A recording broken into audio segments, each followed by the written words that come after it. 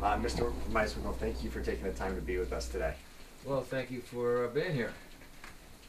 Now, Mr. Meiswinkle, do you mind if I call you David? You can, Mr. Meiswinkle. You can start with Mr. Meiswinkle, then go. You can start saying Dave or something like that. Okay. You have to say I don't Mr. want to call you Meiswinkle. David. Sometimes Nice. it'll confuse me with People know it's myself, Mr. and Meiswinkle, I don't want but, this to be about me. You know, after a And I don't while, want to. I don't need to hear it.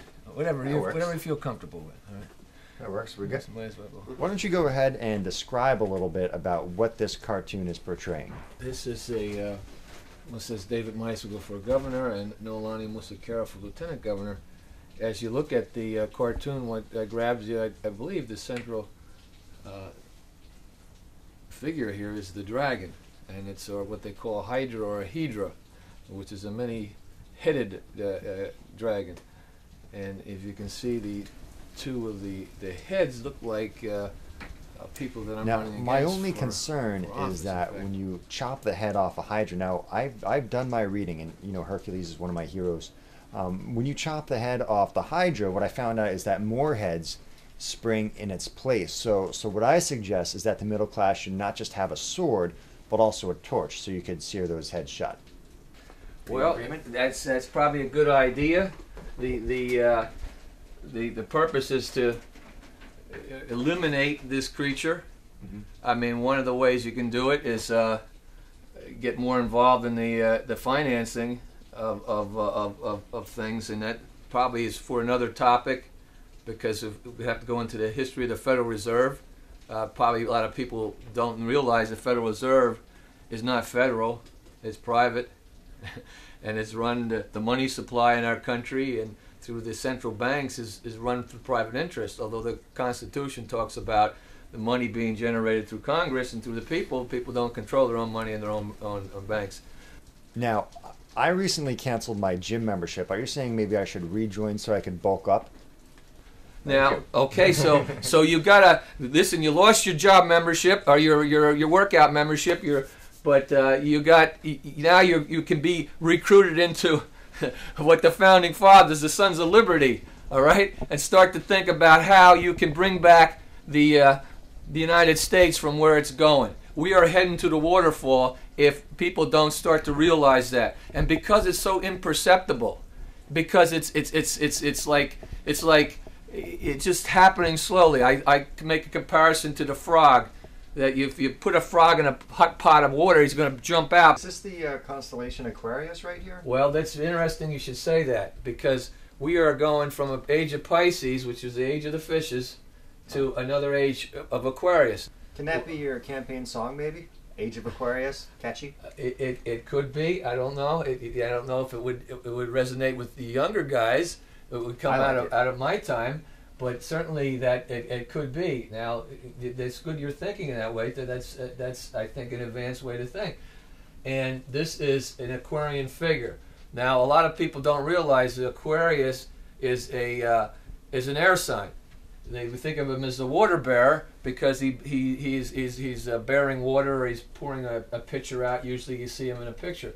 Well, he's not pouring water out. What he's pouring out is ideas. Higher level ideas, a higher awareness, a higher consciousness. Looks like he's getting rid of the American flag. That's not what happened. No, not at all. What he's doing is he's pouring the energy into the United States. The United States is coming into the world. This is going to be a higher energy. What I'm saying is that the energy that flows in through this movement, because what we're going to be calling this, possibly, is American Renaissance. So, do you envision a time, perhaps in the near future, where flags will be stored maybe in water pots than on flagpoles? No, that's a funny one. No, I don't see that flags would be stored in water pots. I wouldn't mind. No, I don't think that. I think what I envision is a new reverence for the flag, because the symbolism of the flag, not one is represented by the Wall Street cronies, but one is represented by the middle class people. All right, which is the majority of the people in the country. Now, you're saying that New Jersey has had some of the highest taxes in the nation and also some of the highest levels of corruption. Why don't you want New Jersey to be number one anymore?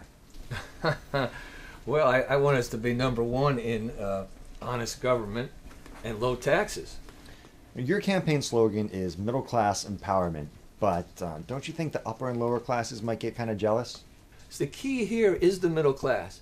If the middle class does well, the more the middle class does better, everyone else benefits. Everyone does well. The poor people do better, and the rich people do better. It's the key. It's almost not a no-brainer in a way when you think it through. During your time as a police officer, have you had to pull over anyone who was driving a black 1990 Camry? Because I'm just saying, the speed radar was off. I was definitely going under the speed limit, and you owe me $112. No, over the years, I've pulled people over 23 years, but I've arrested a lot more people than I've written tickets to, probably. But usually, police officers have a lot of discretion, and I was a police officer that would usually give a warning. Now, when you attended Rutgers, it was an all-male institution. Is that right? That's right. You campaigned for women's rights so that women can attend the university as well as men. Now, are you still for gender equality? That's right. Because I'm just saying, when I go to the bar and they have ladies-only drink specials, that needs to be stopped. As governor, will you put an end to this gender discrimination? Well, I think maybe they ought to balance. Sometimes it'd be guys only. The problem is it'd only probably be guys there. Yeah. There won't be any women. I think they did that to sort of, the guys want the women out there. I don't know too many guys that are upset about that. All right? Maybe I get to think it through again. All right? Let's take a vote on it.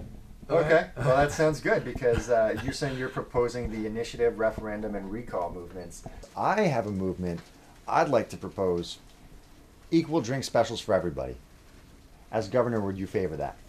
Well, I would have to look at the particulars of it. As you said, that I was the force that initiated the co-education at Rutgers. It had been defeated the year before. I went to Dean Groveman, who was the president at that time, and I asked him, what's going to take this to happen? I was the president of the student body, and he said the students have to do it. And I initiated that, and it culminated with Mason Gross, who was the university president. I had an interview with him where I had a private session with him, and in Old Queens, he had never taken a position on co-education. I was surprised that he hadn't, and he said, I'm a philosopher, which he was, and I hadn't given it much thought. I said I would like to bill it as Mason Gross and Heavy Trucking, because Heavy Trucking was a local rock band that was going to play there.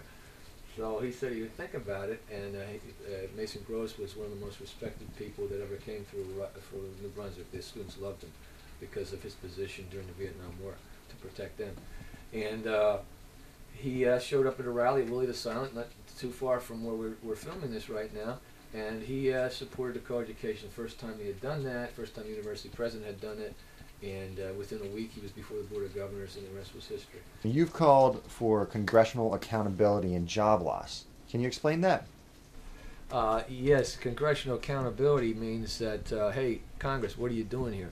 As we mentioned before, 5 million jobs since 2000.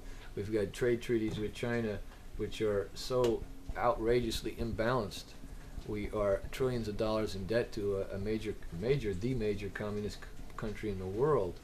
Now, as an independent, do you identify with more the Democratic or the Republican Party?